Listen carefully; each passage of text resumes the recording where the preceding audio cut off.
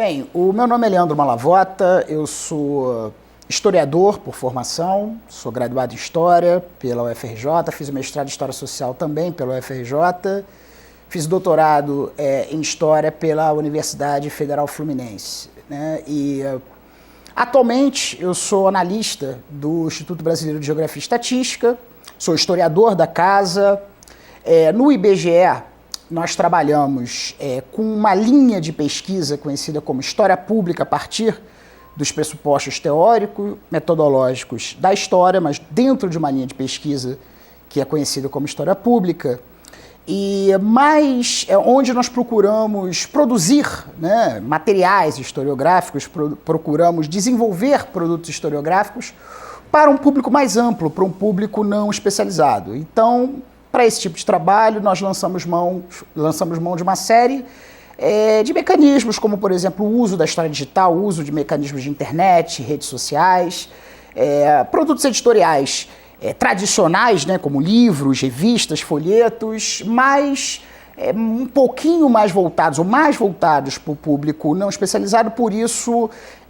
baseados em um tipo de linguagem não acadêmica e principalmente a partir da tentativa do estabelecimento de um diálogo com o leitor, né, que é um diálogo diferente daquele diálogo que nós travamos com os nossos pares, com os historiadores. De toda forma, esse trabalho vem sendo desenvolvido há cerca de 5 anos. Nós trabalhamos muito com a questão da história oral, nós somos mantenedores de um acervo de depoimentos orais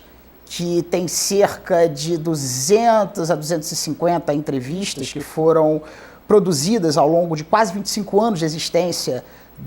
do projeto História Oral do IBGE. E além da questão da história digital, além da questão da história oral, nós também fazemos a pesquisa histórica propriamente dita, né? A pesquisa histórica tradicional, até porque essa pesquisa histórica está através, né, a partir dos pressupostos teórico e metodológicos da velha ciência da história, que a gente produz conhecimento histórico, só que procura dar uma outra roupagem na hora de disseminar essa informação, na hora de apresentar essa informação ao público. Dentro do IBGE, o que a gente trabalha, o que a gente desenvolve basicamente, são pesquisas no campo das áreas fim da instituição, que são a estatística, a área da estatística e a área das geociências. Só que a minha trajetória acadêmico-profissional não se iniciou no IBGE. Eu estou no IBGE há cerca de 5 anos, mas em 1998, quando eu estava ainda começando a faculdade, eu comecei a trabalhar no Instituto Nacional da Propriedade Industrial, o INPI, que é o órgão oficial de propriedade industrial no Brasil, ou seja, o órgão responsável por conceder patentes de invenção e por registrar marcas no Brasil, né?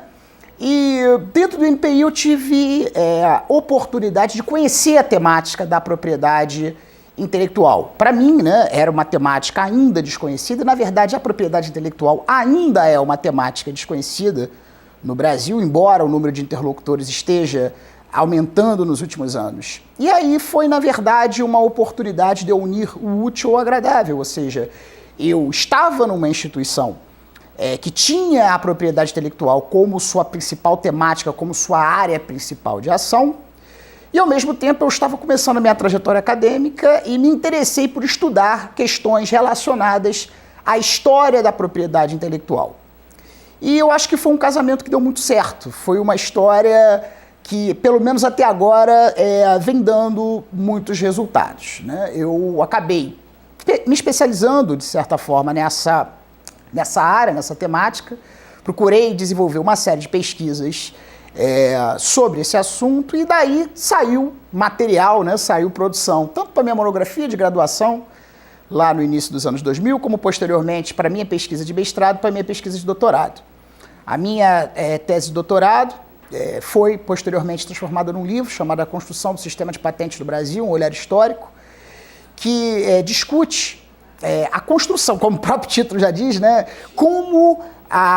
o sistema de patentes foi construído no Brasil, como surgiu a ideia de se legislar, se regular um determinado tipo de direito, que é o direito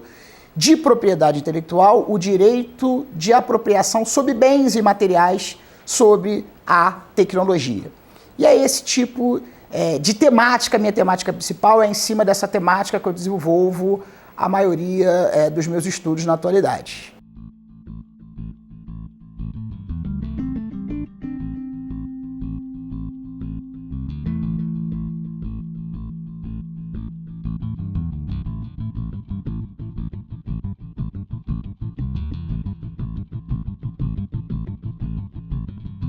Além de analista do IBGE, de historiador do IBGE, eu sou também professor do programa de pós-graduação em Propriedade Intelectual e Inovação e Desenvolvimento do Instituto Nacional da Propriedade Industrial. Esse programa de pós-graduação, ele surge, ele tem a sua primeira turma em 2007, ainda somente com o curso de mestrado profissional. Hoje esse programa de pós-graduação tem, além do mestrado profissional, também tem um doutorado nessa área de propriedade intelectual e inovação. É um programa de pós-graduação interdisciplinar e que até ainda está dando seus primeiros passos ainda, está começando a dar os seus primeiros frutos. Nesse programa eu geralmente ministro uma disciplina, que é a disciplina História da Propriedade Intelectual, a disciplina que nós começamos a ministrar em 2008, melhor dizendo. 2007 foi a primeira turma, em 2008 foi a primeira vez que houve uma disciplina de História da Propriedade Intelectual. E mais do que tratar, nessa disciplina, mais do que tratar de questões históricas, propriamente dita, o que a gente mais tem interesse é contextualizar a temática da propriedade intelectual e estimular os alunos a desnaturalizarem determinados conceitos. Ou seja, é muito comum, como a propriedade intelectual é uma área interdisciplinar e tratada muitas vezes diferenciadamente de campo para campo do conhecimento. Então você tem o tratamento da questão da propriedade intelectual na área jurídica, o tratamento da questão da propriedade intelectual na área da economia. Essas são as que mais levantam, ou que mais enfrentam os problemas que emanam dessa área, Mas também você tem nas áreas de engenharias, na área de biotecnologia, enfim. Como essa é uma temática que perpassa uma série de áreas do conhecimento, eu acho que a história também tem o que contribuir para esse processo. Eu acho que a maior contribuição que a história tem a dar é justamente fornecer ferramentas que enriqueçam o tratamento crítico da questão, Que permita com que os alunos, ou com que os agentes diretamente inseridos no sistema de propriedade ou industrial ou no sistema de direito de autor, possa não apenas aplicar aqueles conhecimentos que eles absorvem dentro de suas respectivas áreas, mas também refletir sobre esses conceitos, criticar esses conceitos. O objetivo da disciplina, basicamente, é criar massa crítica a respeito de uma determinada temática, Ou seja, aquela história do Chacrinha, Eu acho que a história, ela não vem simplesmente para explicar, a história vem mais para confundir. Ela vem mais para fazer com que os alunos reflitam, desconstruam determinadas verdades, ou que percebam que essas verdades são historicamente construídas, que essas verdades são datadas, elas não são realidades dadas, elas são construções humanas, construções que são frutos de um determinado momento histórico, que são frutos de determinados interesses políticos e que principalmente são o tempo todo perpassadas por interesses econômicos que são pesadíssimos.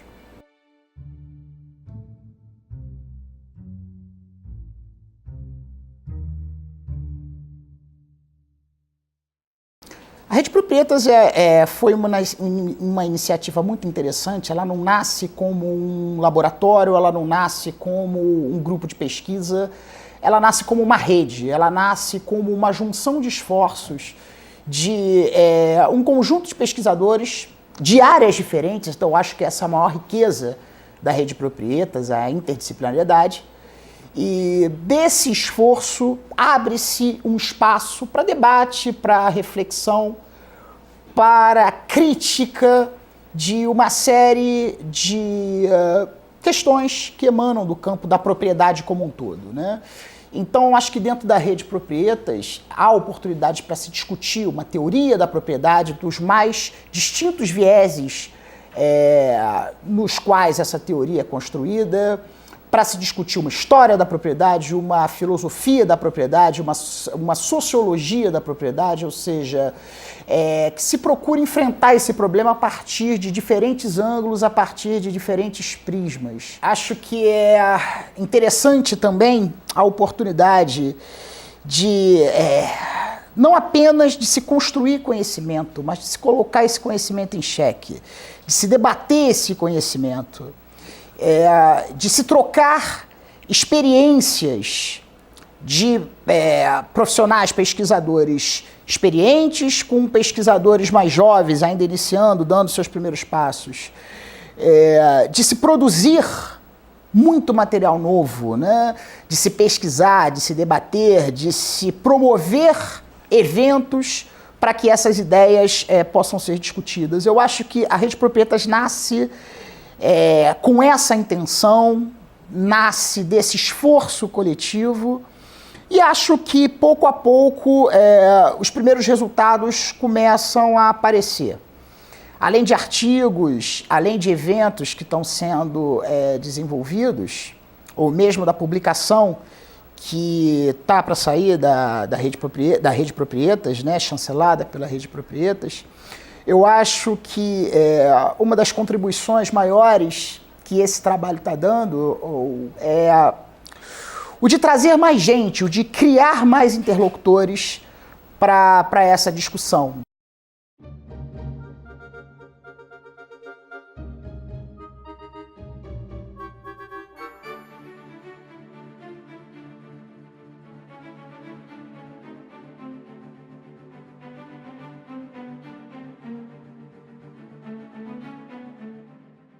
A primeira incursão que eu fiz dentro dos estudos sobre propriedade intelectual foi um estudo mais no campo da história econômica e da história institucional. Ainda no meu mestrado, eu procurei desenvolver um determinado tipo de estudo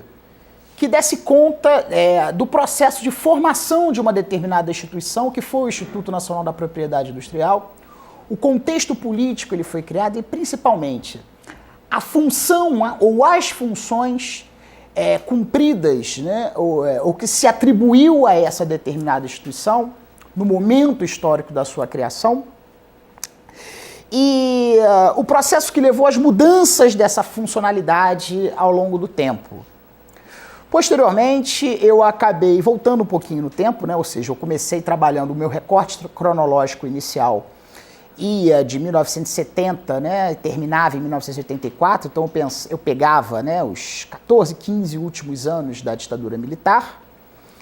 e depois eu acabei mudando um pouquinho o meu recorte cronológico, né? O terreno continuou sendo o mesmo, eu continuei estudando sistema de patentes,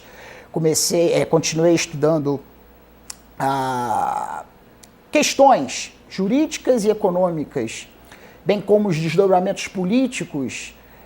do sistema de patentes do Brasil, só que eu recuei um pouquinho para o século XIX, eu queria entender de que forma isso tinha começado, né? Ou seja, o momento em que se procurou legislar sobre isso, em que começaram a ser desenvolvidas as primeiras reflexões um pouquinho mais amadurecidas a respeito da função cumprida pela patente enquanto um instrumento de incentivo à inovação, mas isso ainda lá no século XIX. Então, a minha pesquisa pegou um período de 1809 até 1882, deu conta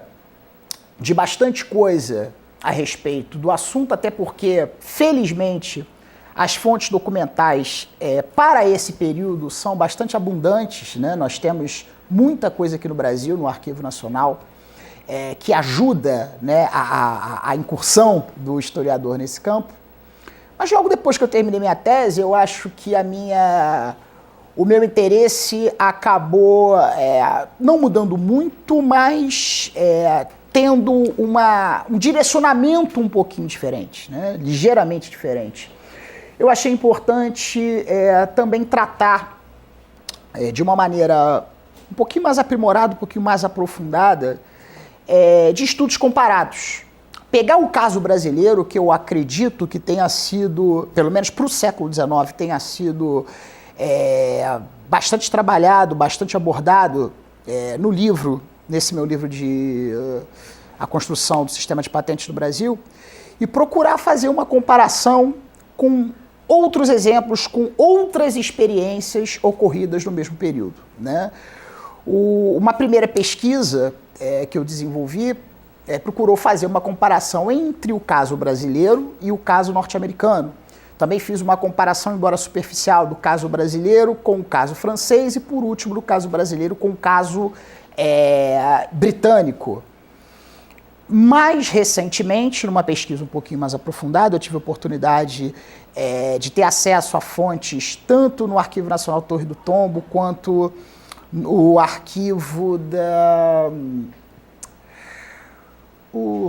como é que é o nome? Do Ministério da Agricultura e Obras Públicas em Portugal, onde eu tive a oportunidade de fazer essa comparação, né, também para o século XIX, do modelo brasileiro com o modelo